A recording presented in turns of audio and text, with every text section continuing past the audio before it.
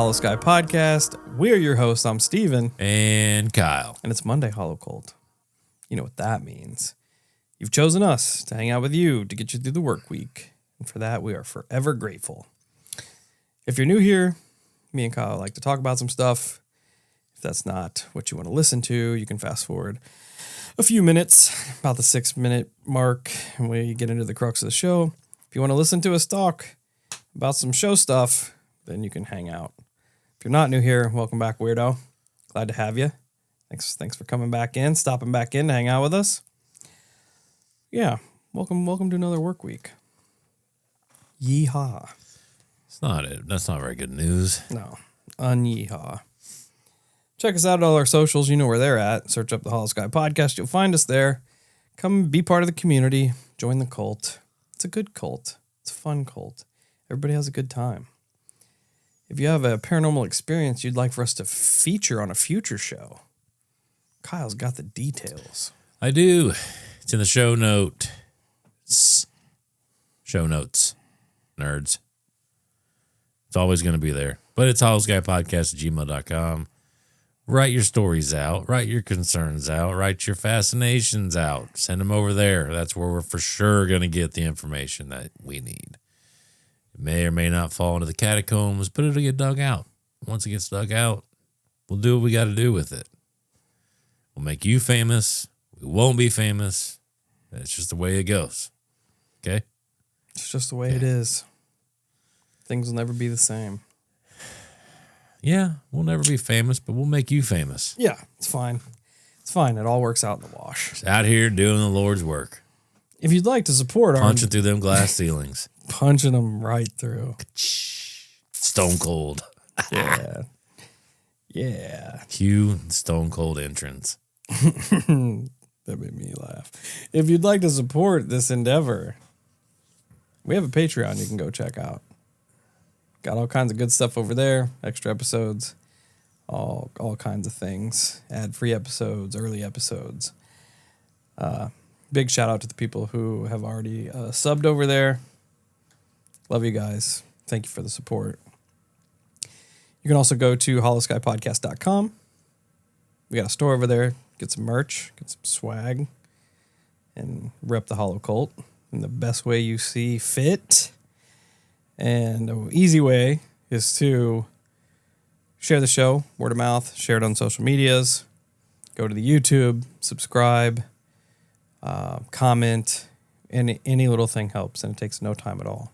And it's free. You just go over there, hit subscribe to the show, download some episodes. Easy peasy. You can also go to wherever you listen to podcasts and leave us a 5-star rating and review. Or go to our socials and leave us a nice little review. I'll find them, and then I'll shout you out when I do. This week's 5-star rating and review comes to us from our friend Jeff, who left us a 100% recommendation. My name's Jeff. On the Facebook.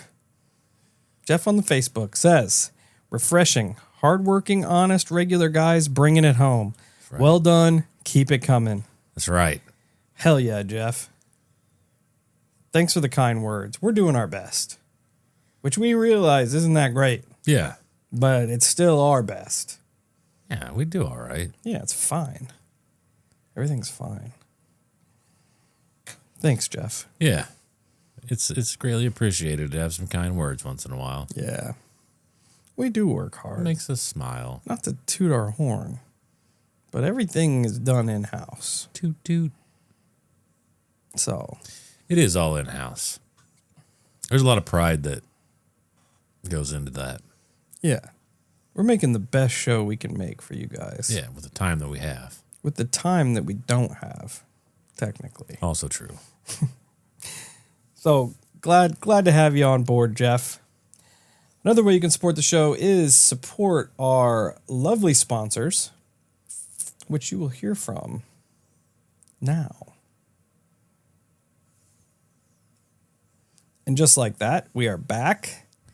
Kyle's coming in hot with... Trying to look over his shoulder here. Ooh. What do you got there, Kyle? It is a story about Predator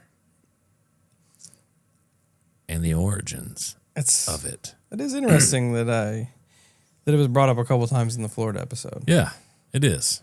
It is rather ironic because, like we've discussed, we don't typically tell each other what we're writing about. Actually, we never do. It's synchronization. I've always, which I'm surprised it hasn't happened. There come a day where we have both written the same episode. I think about it, and then it'll just be a collab. Yeah. But we haven't done that yet.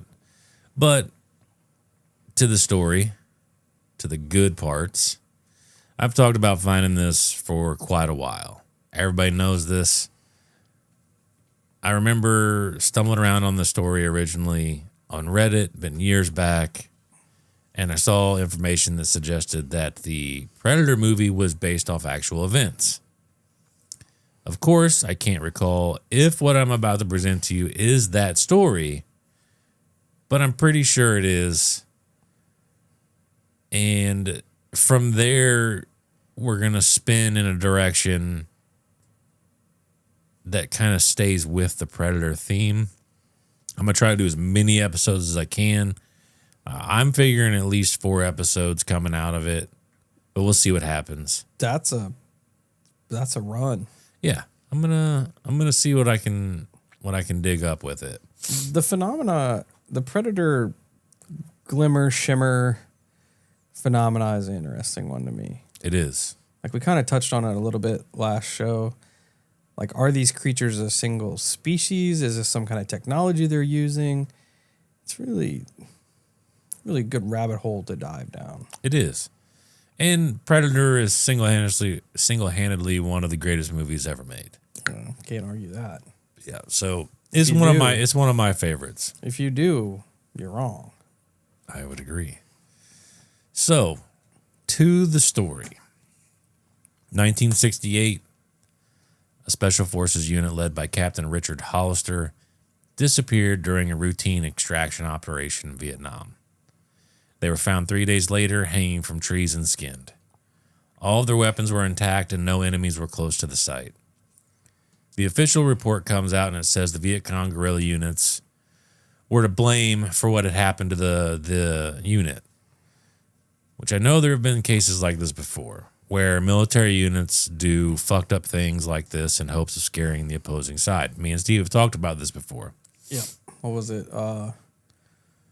Russia in World War II or World War I? Yep, and then I want to say there was something in Cuba or something around there where the CIA took part and stuff like this too. Yeah. And I think they did it in Vietnam too, where they played over loudspeakers voices to the Viet Cong and scaring them out of there. It had something to do with them dying and not being at peace and shit. Yeah, I think the Soviets were skinning prisoners and hanging their skins in trees, and then they were word of mouthing that creatures existed in in Siberia and shit that were doing this to people.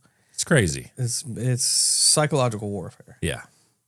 And it's crazy. That's fucked up. Yeah. The idea of skinning someone is terrifying.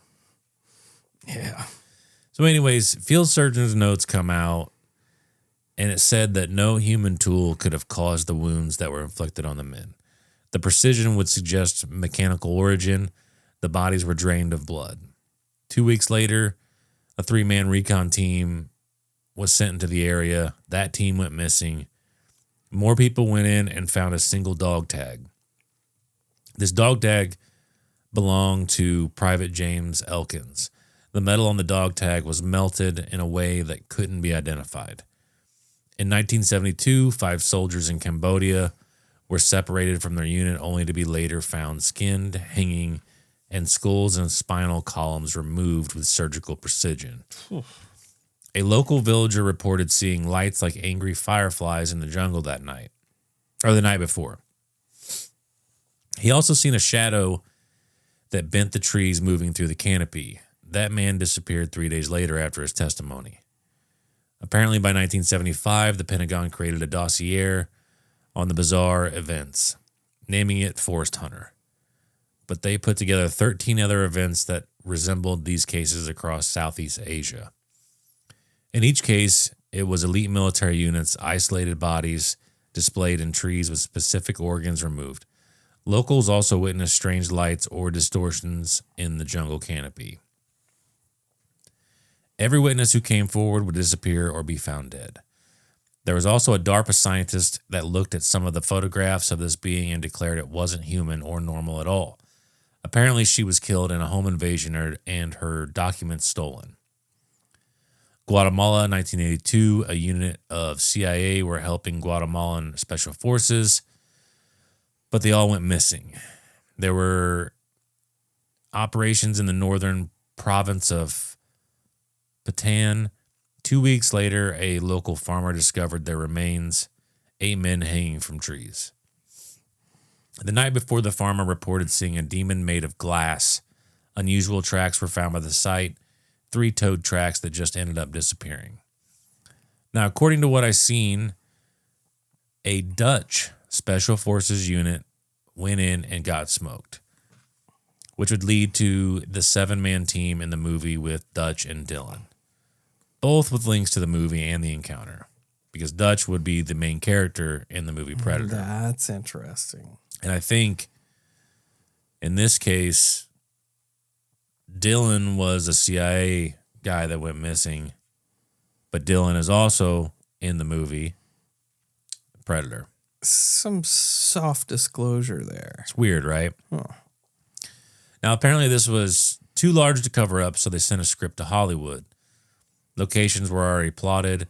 Military advisors were involved. They wanted to be very specific on how the bodies were hung and skinned, which suggests that they wanted as much of the story put out to completely discredit it. However, it apparently didn't stop there. In Desert Storm, U.S. Marine scouts went missing. They found thermal imaging equipment that was melted, similar to the jungle hunter situation. 3 days later, the 3 men were found hanging from a water tower. Apparently, the Marine that found the bodies requested a transfer right afterwards because he witnessed something moving across the desert. He wrote that it wasn't human and it was like heat waves bending the air, but shaped like a man. It was too tall and fast. He said he fired at it and ended up with 3 red dots on his chest, but the thing let him live for whatever reason.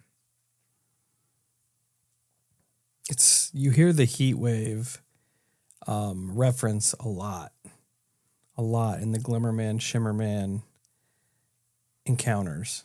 When I was looking them up, that was one that I actually had seen that was reported in around Cahokia Mountains, which isn't that far from us. It's right down the road from where I work, and that was the exact reference she used to describe it. Was a heat wave, man. Yep. And I think most people, that's what they see when they think of like the Glimmer Man or anything like that. Anyways, lost my spot here. Now with this story, I looked around and tried to verify some of this information and I could not. That's not to say one way or the other, because how likely you would find the truth about something like this is extremely small. Regardless, I've been in love with that movie ever since the day I watched it. Furthermore, I've been even more in love with the idea that it actually happened. Even more so when I stumbled on that Reddit post. We all know that Reddit, the internet in general, is full of a lot of mystery and bullshit. So once again, take all of that with a grain of salt. But I did decide to approach this from another angle. I decided to look at it like this. What accounts out there could have inspired the Predator movie? Assuming that this story I just presented is fake. What else is lurking around out there that someone may have heard about and decided to turn it and spin it into a movie? Here is the beginning of what I found. Going to a much older narrative into the jungles of West and Central Africa. We're going to start this series off with the Leopard men. Hunters that cross the boundary between human and animal. sanctioned not by human law, but by the jungle itself. Across regions in West and Central Africa, like Sierra Leone, Liberia, and parts of Nigeria, and interior parts of the Congo Basin, villagers have spoken of men who did not just pretend to be leopards. They said these men became them. Seen in these regions, leopards did exist, but the people living there knew what a leopard looked like, how it acted. However, what they were seeing was not that. It was something far more unnatural. In these areas, the leopard is not just a predator either. It is a symbol of judgment, authority, and boundary enforcement. Chiefs would actually wear leopard skins, not as trophies, but as signs of alignment with a force older than human governance. The leopard represented the jungle's will, the capacity to punish, its right to reclaim. So when the villagers in the area spoke of leopard men, they were not just describing some random killers. They were describing agents of the forest, beings believed to act on behalf of a higher non-human order. So with that in mind, they perceived as the jungle had its own set of rules. And one thing was for sure, humans were not at the top of the food chain inside the jungles. Eyewitness accounts across multiple regions described leopard men as undergoing real transformation. This wasn't some type of a disguise, which will later come into play. Some would claim that the men physically transformed into a leopard, hunting in animal form and later returning as a human with no wounds, blood, and no explanation. That's interesting. Others believed that leopard men's spirit left his body, hunting as a leopard while his human form would lay dormant, asleep, or hidden. Upon waking, the man often claimed no memory of what happened. Another widespread belief was possession. A leopard spirit inhabited the man, using his body as a vessel. Villagers said these people changed afterwards. They usually became withdrawn, volatile, fearful of mirrors and water, and uneasy in firelight. That's weird. Fearful of mirrors. Yeah. Oh, as we get through this, there's going to be a lot of tropes that kind of play into current paranormal things that we know quite a bit about. That's interesting.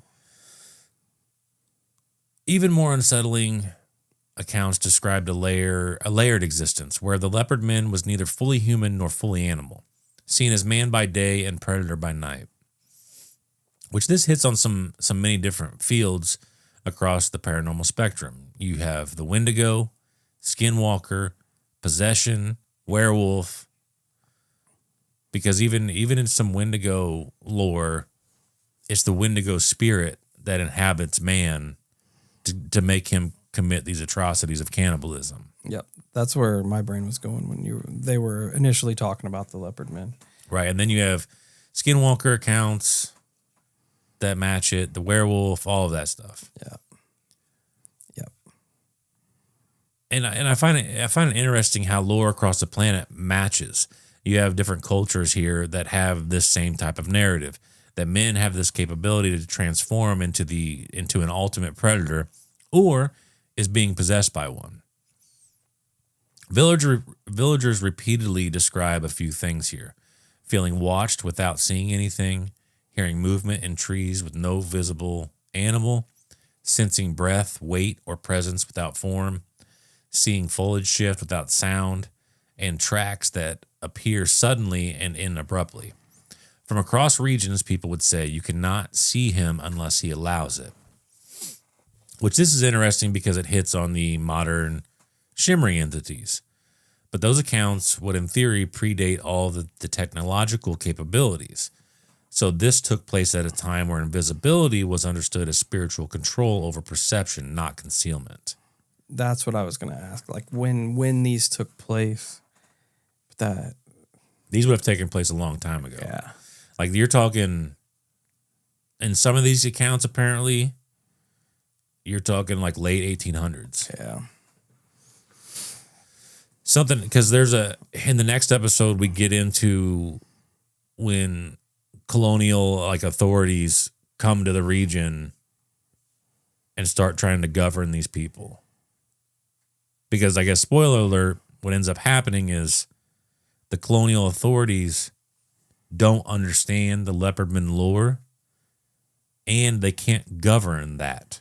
So what they end up doing is they end up creating a criminal structure for these leopardmen.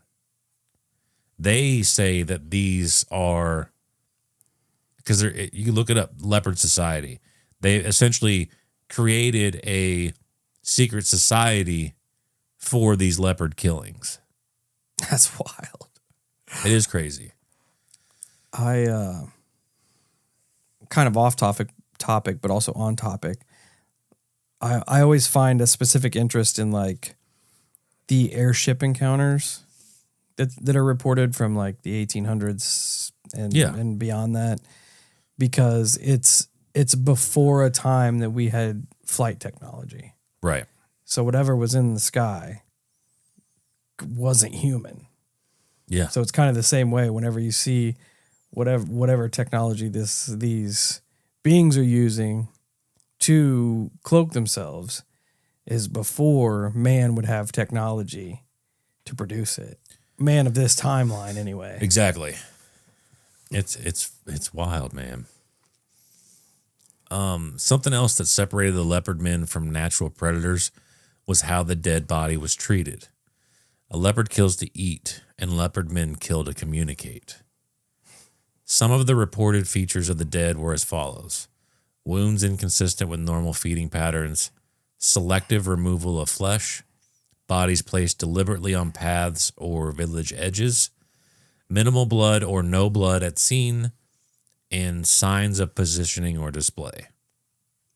So it kind of fits that predator narrative of hanging the bodies, skinning them, removing sections as trophies. Yep. It kind of does, fit that narrative. It's not dead on, of course, but I'm looking at it through the lens of what could have inspired such stories. Local belief is that these weren't random attacks. They were judgments. Some victims were believed to have violated taboos, betrayed kinship obligations, or offended spiritual laws. This would shape how the deaths were understood. The forest, through the leopard man, was believed to be speaking. So this is the forest or the jungle dishing out its punishment for the people who have kind of fucked up. Eyewitness accounts also attribute them with abilities beyond human limits. They possessed abnormal strength, endurance far beyond normal men, resistance to blades, traps, and bullets, the ability to vanish even when surrounded, which all of that right there is predator motif to a T. Oh, yeah. It also kind of reminds me of like Bigfoot lore about how they leave markings in the forest, be it bent trees or rock piles or whatever, and how they're reported to just disappear, and how they said they were leaving the bodies for communication, not to people, but to other cheetah beings. I've read like Bigfoot encounters. There was one where this guy was in his bass boat and he was traveling along the swamp right on the Georgia-Florida line. And as he came across this branch that was hung out on this tree, there were 3 cottonmouths tied in just a looping knot on these trees. That's weird. Yeah, 3 of them. And they were dead, but he said the way he described it was that it was so much like they almost had to have been alive when they were tied. And it was left there as like a warning, not necessarily to any man because they're out in the middle of a fucking swamp, but left it as communication to another Sasquatch. And I guess in this case, the villagers always assumed that the displayed bodies and such were a communication to them. Not so much to other leopard men. Yeah. I keep saying cheetah men. Same thing. Yeah, leopard men. Both vicious cats. Yeah. Now, at the time, these traits were perceived as spiritual protection, described as ritual medicine or a pact with the leopard spirit. Attempts to ambush or kill a suspected leopard man were said to fail every single time. Ordinary rules no longer applied to these beings. Some accounts claim that the leopard men weren't always in control either. Witness claim that certain individuals would have no memory of nighttime events, described blackouts or dreamlike states, spoke of being taken or used, expressed fear of what they might become after dark. In the Congo Basin, a recurring phrase was, "the leopard uses him." Ironically enough, we have another common paranormal sum here. The forest/jungle is a liminal realm. The jungle isn't just a location, it is a threshold world. The leopard men it's said that they belong to the edge of villages, forest paths, boundaries between cleared land and jungle, places where human authority weakens. This is what we've talked about in other episodes of liminal places, those meeting of realms, so to speak. And there's like a veil there that allows things to cross through. Yep. Like the Fae. Like the Fae. I mean, that's a dead-on example. People insisted that leopard men couldn't operate fully outside these spaces. They were bound to the jungle, reinforcing the idea that they were not roaming criminals, but boundary enforcers, entities that emerged only where worlds overlap. Villagers even believed that the leopard man would allow rumors to spread, struck unpredictably, avoided patterns, and thrived on uncertainty. Fear was not always collateral damage. It was the point. Terror reminded humans that the jungle was not theirs to control. Like many other paranormal cases that take place in the wilderness, people talk about the sound that occurs, or the lack thereof.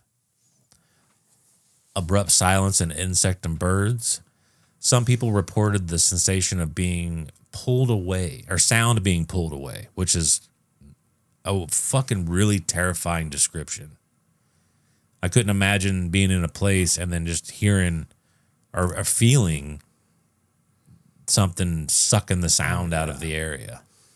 I know I keep referencing other paranormal phenomena, but it's prevalent in the missing 411 cases. I think the mentioning of other paranormal cases is extremely relevant in this situation because, like I said, from my information, from what I've gathered, this happens in at least, it probably only starts to become documented when the colonial people move in the 1800s and such. Yeah. So this could have predated that by hundreds of years, essentially. But the fact that there's so many aspects of this that match aspects of skinwalkers and wendigos and possession and alien abduction and shit like that, I find it extremely fascinating that people from across the planet have these same categories for their spiritual or paranormal encounters. Yeah, and as far as missing 411 goes, Politis does bring up the shimmer camouflage phenomena quite a bit in some of his cases. That's weird. Yeah. In one of the documentaries, I don't know if it was Missing 411 The Hunted or what, but he does a whole like case on it, essentially.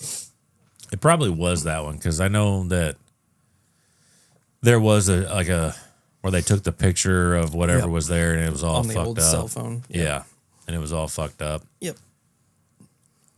That is strange. And a lot of the missing 411 accounts of people that survived talk about the forest going silent. Yeah.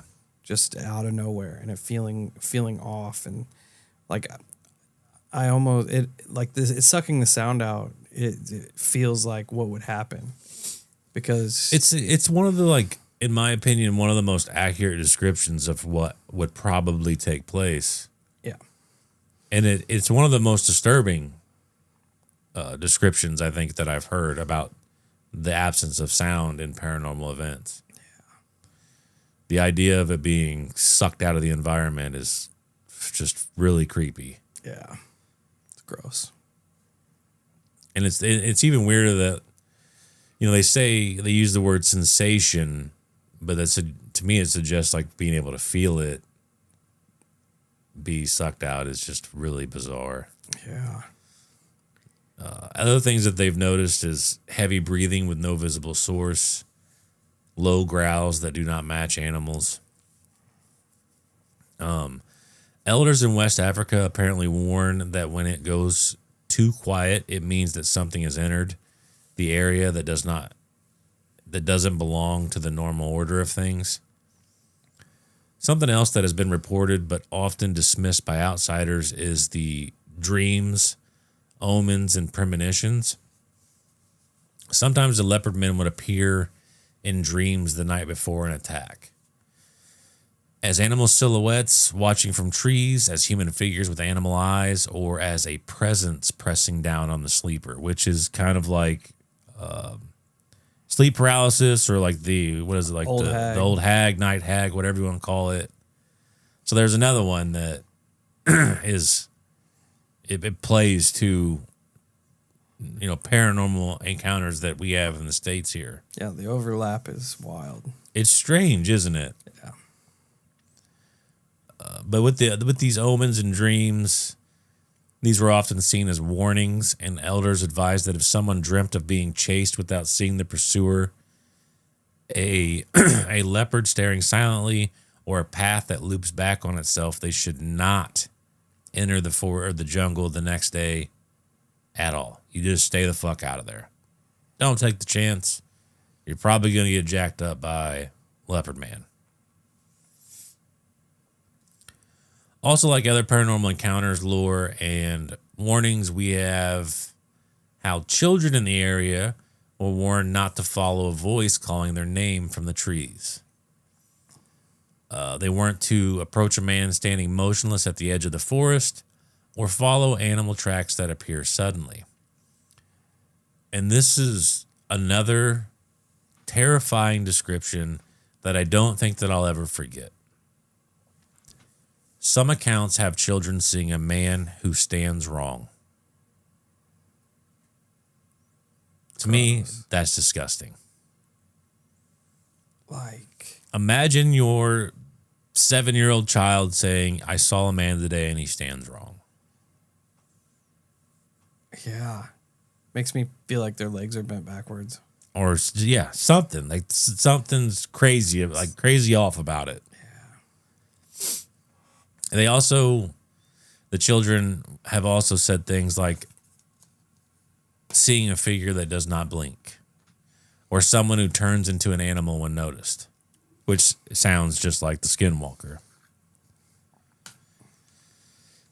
But it's interesting because these weren't told to children as entertainment. They were told as safety guidelines. So in my opinion, it at least shows the reality of what the elders believed in at the time. Enough to warn the children to stay the fuck away from these entities whenever they were seen. And and I do feel like that's kind of a twofold situation, because you could also argue that the elders would put those out to keep the kids away from the jungle because of the leopards. Yeah, like a boogeyman scenario. Yeah, exactly. Another question that I would ask: how did the leopard men come to be? Now, with this, there are a few different beliefs when it comes to this. The most widespread belief is that the person is selected by the leopard. Some idea of how it chooses is the spirit selects after time spent alone in the forest. A near-death experience, violation, or crossing of a taboo. The person doesn't always consent to this either. If it is an option, it seems like it is likely you become... Okay, so let me rephrase that. The person doesn't like, or if the person doesn't consent to this, it is a very likely outcome that you will become very ill mad, or death if you refuse the leopard. Which kind of reminds me of the boundary with skinwalkers a little bit. Because they have that type of almost same magic, if you will. It does feel very skinwalkerish to me. Like a lot of aspects of it. It does. There are a lot of things that parallel the skinwalker. Yeah. So it almost makes me wonder if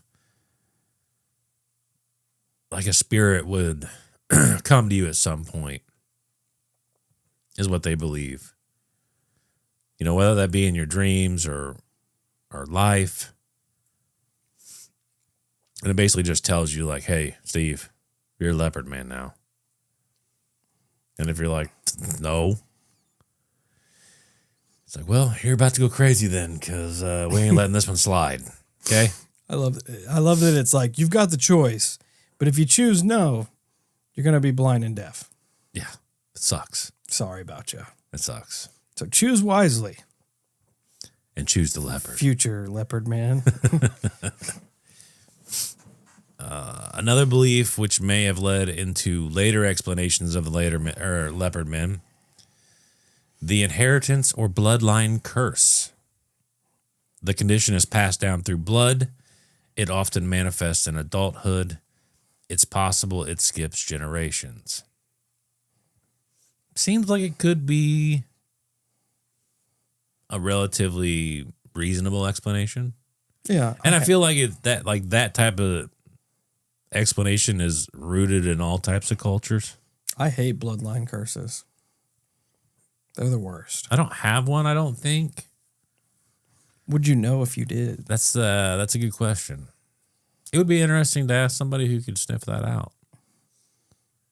That would. And shit, in today's world, it's very hard to tell if I have a bloodline curse or not. Yeah. It wouldn't surprise me that much that somebody in my family lineage has done something completely ill-advised. Was a leopard man. That would be interesting. That would be interesting. Freaking bloodline curses, I tell you what. Oh, leopard man. Tell you what. Anyways, when this happens, you will see possible signs. Changes in behavior, attraction to the forest, jungle, violent dreams, and a withdrawal from community life. Some belief systems said that these leopard men were created through ritual crossing, things like spending extended time in forbidden forest zones. I guess at some point, if you took part in fasting and or isolation, so I'm like, it almost makes me feel like going on one of those like spiritual trips / journeys and coming into contact with a leopard spirit and establishing communication that way. Another thing that it was believed that there was the possibility of ritual consumption of medicine associated with the leopard, and also symbolic death and rebirth. So, as you can kind of tell, a lot of the leopardman lore, and rightfully so, is very like belief system based. Yeah. Very spiritually based in these cultures. But also the leopard was a prominent figure of the jungle, like they said. Even chiefs would wear, leopard skins. So it was a big deal in the area. One of the more chilling beliefs is that the leopard men appear when the forest needs them. The jungle is a conscious system. When balance is disrupted, an enforcer emerges. The leopard man is then generated. When one leopard man dies, it is eventually replaced by another. Never the same man either. It's always someone different. Which is crazy. because they are believing and pushing out the idea that, like, I know I kind of said this already, but the forest absolutely, or the jungle, forest, whatever, creates what it needs. Yeah. Yeah. Which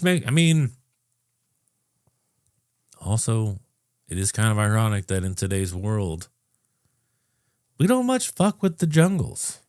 No, I'm not. Like, most people stay the fuck out of the jungles. Aside from annihilating them, cutting everything down, but You ain't gonna find me in a jungle. yeah, we really don't, like, as humanity, we really don't fuck with the jungles. I wonder if there's a set number of leopard men. Because it says the man is never the same, but I'm assuming like the spirit passes itself from one to another, You would think so, yeah. which would almost infer that there is a set number of these leopard men spirits out there. It is an interesting question. It's just continuous. Because there was at least 4 different regions that they reported in. Like I said, the Sierra Leone, Liberia, Nigeria, and the Inner Congo Basin. I wonder if they're each a different species. They each have their own territory. It's so hard because like the lore rides that line between flesh and blood kind of cryptid and supernatural based spirit type of cryptid, you know? Yeah. So it's like I find it interesting as hell that it matches so close with the Skinwalker. Yeah. Both of like native tribes to their areas. Which when we talked to Sean Klin, he basically said that there are very similar entities spread out across the world. That's true. But different cultures have different names for them. So it makes sense that these things are similar, albeit a little bit different. And it makes sense. I mean, we've discussed time and time again about how the same entity is out there, but it also goes by different names. And I did recently see something about the Tower of Babel being involved in something in that, which was fascinating. About how after it was, destroyed and the languages all changed across the planet because of that, that's when these entities started getting different names. Oh, that's creepy. It's kind of a cool concept on us calling things differently, even though it's the same thing. Yeah. I was like, I like that. I like that idea. Because I feel like we kind of talked with Sean Klin, the term skinwalker is tossed around like a very broad brush, painted across all different kinds of entities, but it's very much like a Navajo entity, Yeah. And the word gets thrown around quite a bit when he made the point to say that like there are similar beings that infiltrate different cultures that act very similar, but they do go by different names. And it almost makes you wonder, now that we're kind of going off on this tangent, like does whatever specific name hold power to that specific entity? That's a good question. Yeah. So like does a skinwalker hold more power over Navajo people? And are they better equipped to deal with specific skinwalkers than other people? Which I kind of feel like that they are. Yeah, I would agree with that. I don't know if it's true or not, but I do feel like the name has power. Which is exactly why they don't say Yeah. the skinwalker's, real name. It's interesting. I like we're diving into like prehistory kind of lore of these things. Because I don't feel like we get a chance to do that very often. No, not at all. Not at all. Because we're all And about it finding. It is fascinating that this, it pans out that it's from so long ago. I'd like to find more like this, actually, where it's from way back when. Because we're all about like finding cases of the Glimmer Man, the Shimmer Man, the Predator beings. But I really like that we're going down this path where we're getting to like the crux of the history. Yeah. Yeah, I don't know. When I heard about it, I was like, hell yeah, this is gonna be cool. Especially like even the next episode, as long as I can find enough information to really fully swing it.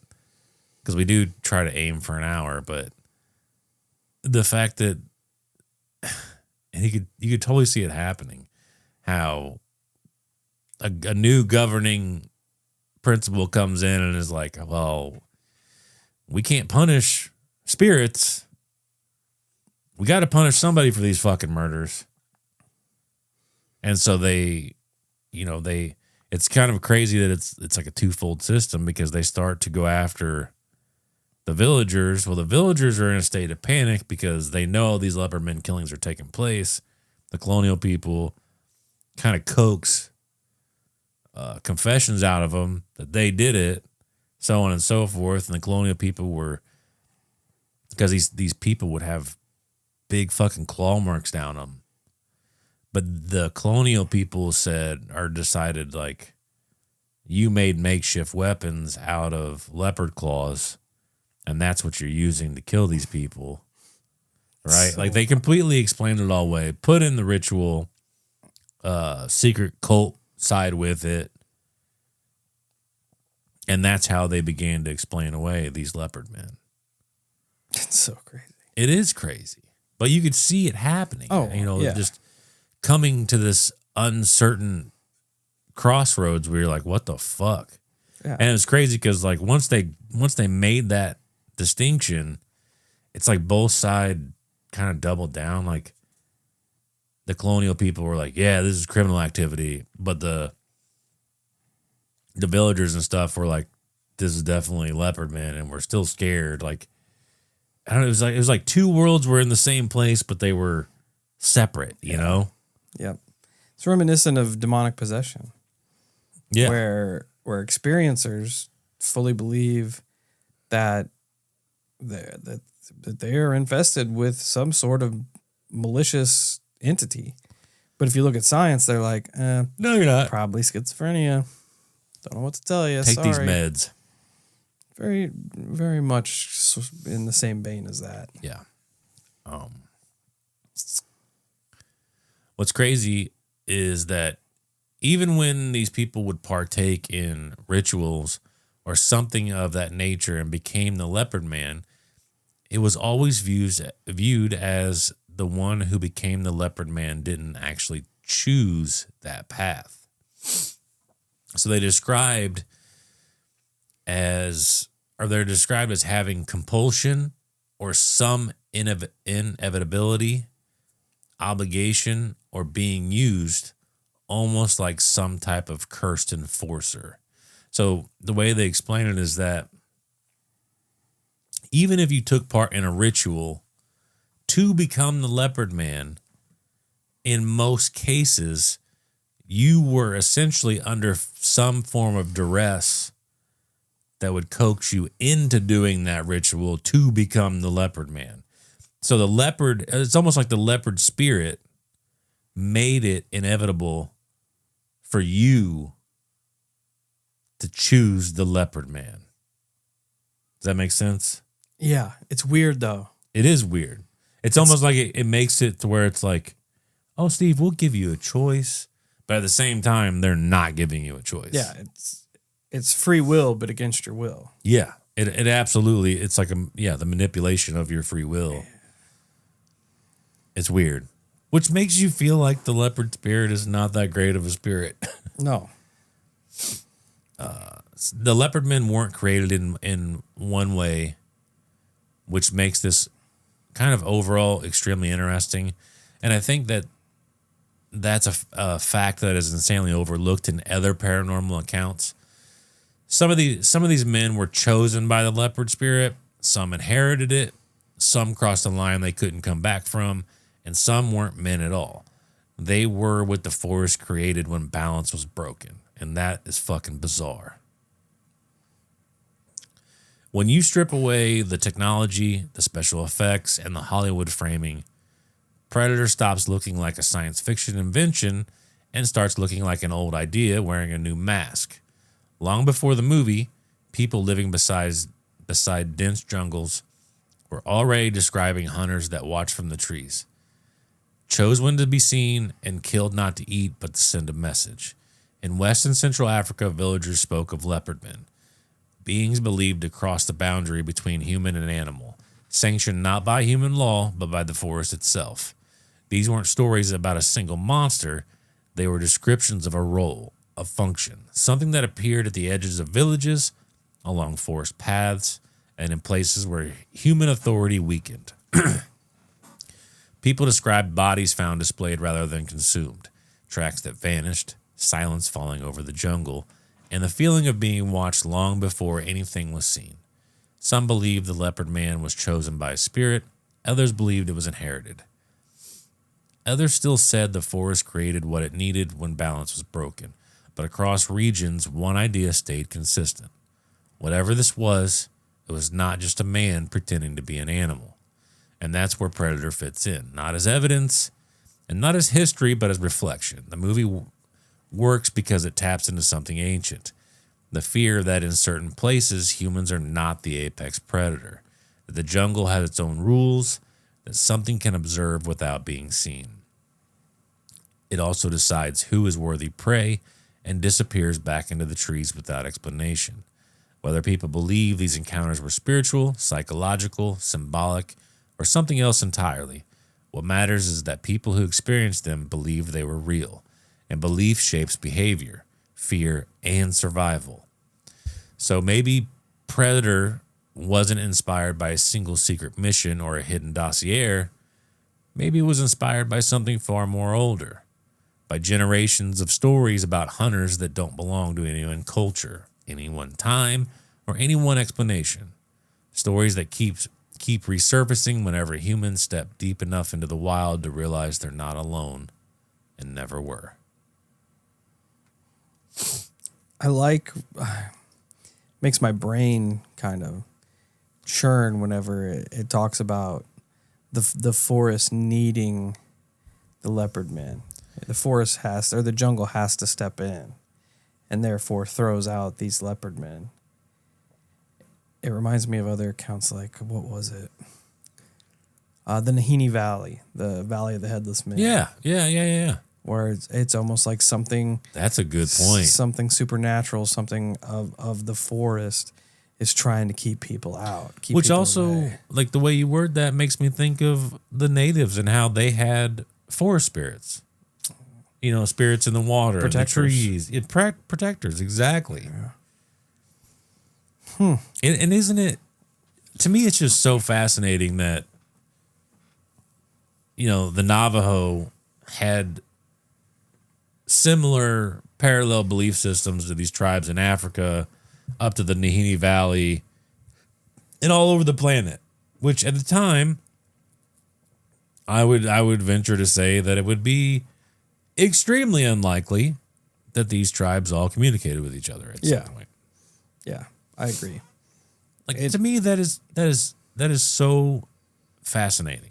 It is almost like it's similar entities, or at least entities paralleling each other across multiple cultures, multiple times. And it's like cultures trying to explain as best they can what these entities are and what they're doing. And obviously, for a lot of them, bad things ensued. Yeah. Because that's why they get talked about so much. Yeah.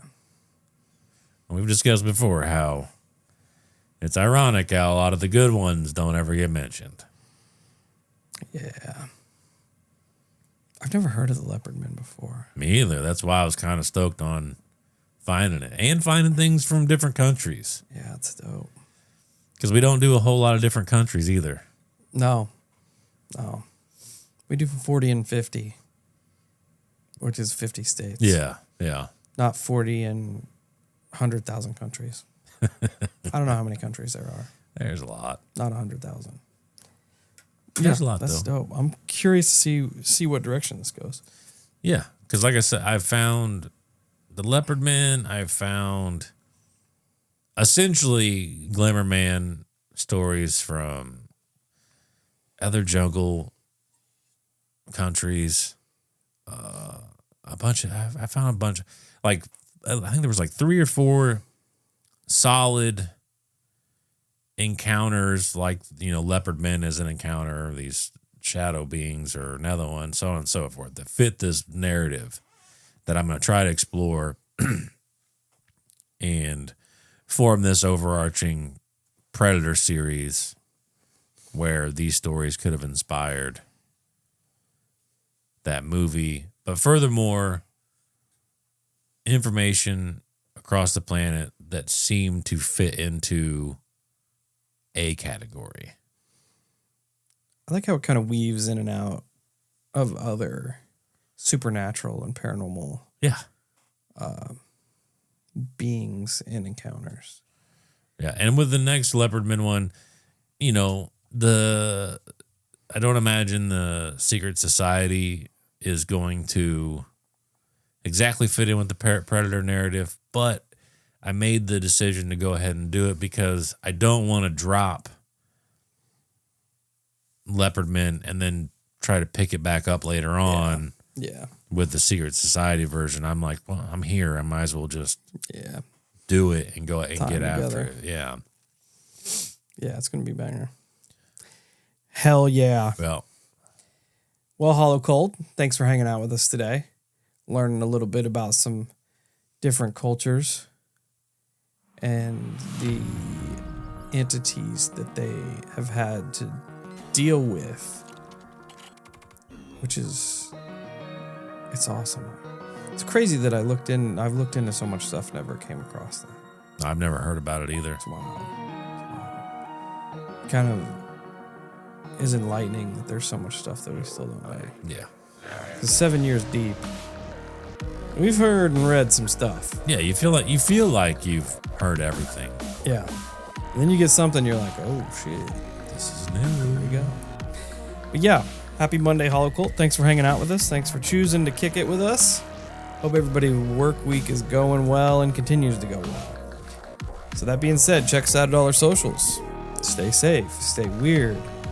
If you've ever came across a Glimmer Man, a Shadow Being, Shiny Man, Shimmer Man, Predator Being, hit us up. Let us know. If you have any theories on what these things could be, leave us some things in the comments, some good things.